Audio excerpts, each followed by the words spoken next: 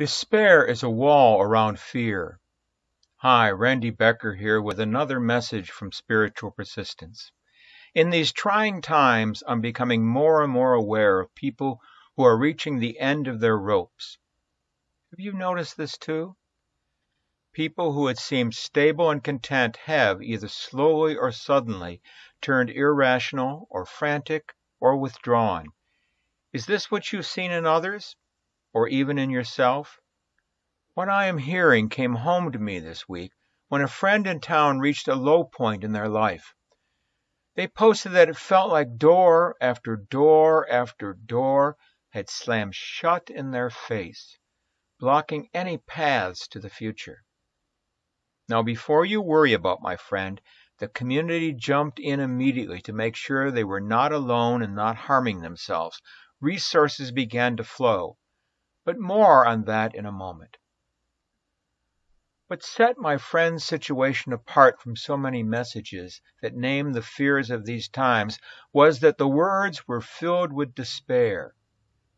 Despair.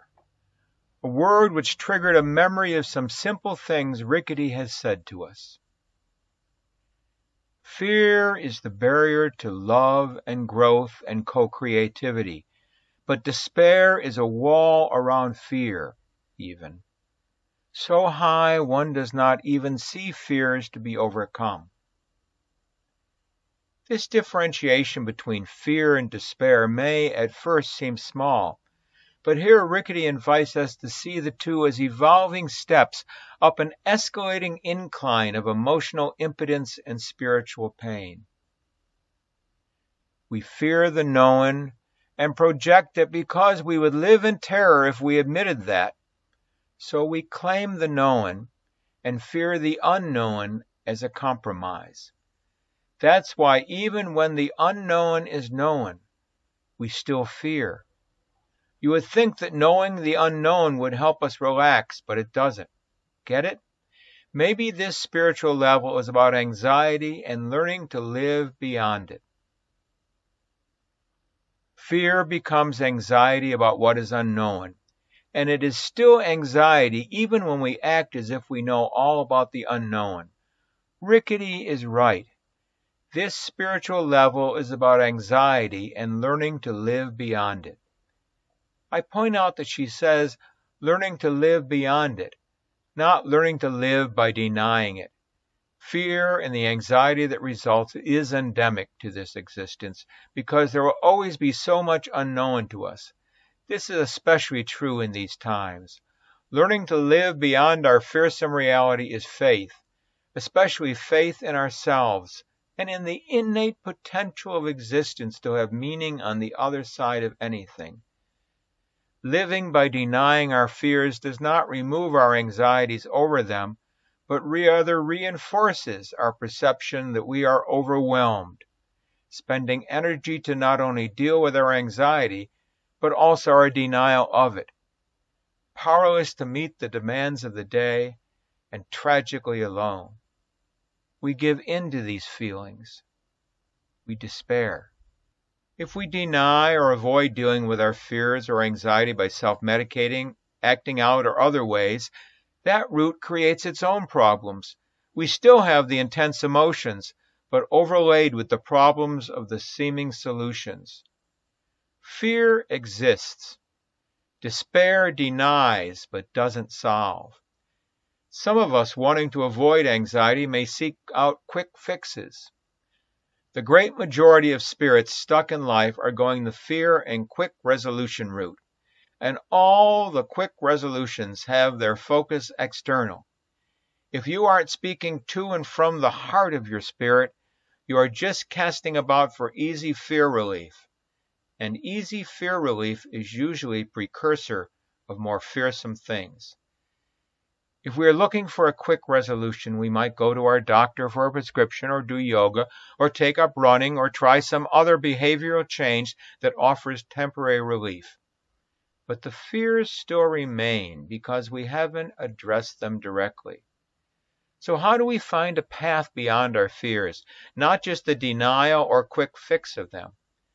How do we avoid the trap of despair that arises when we look for easy fixes or deny our fears?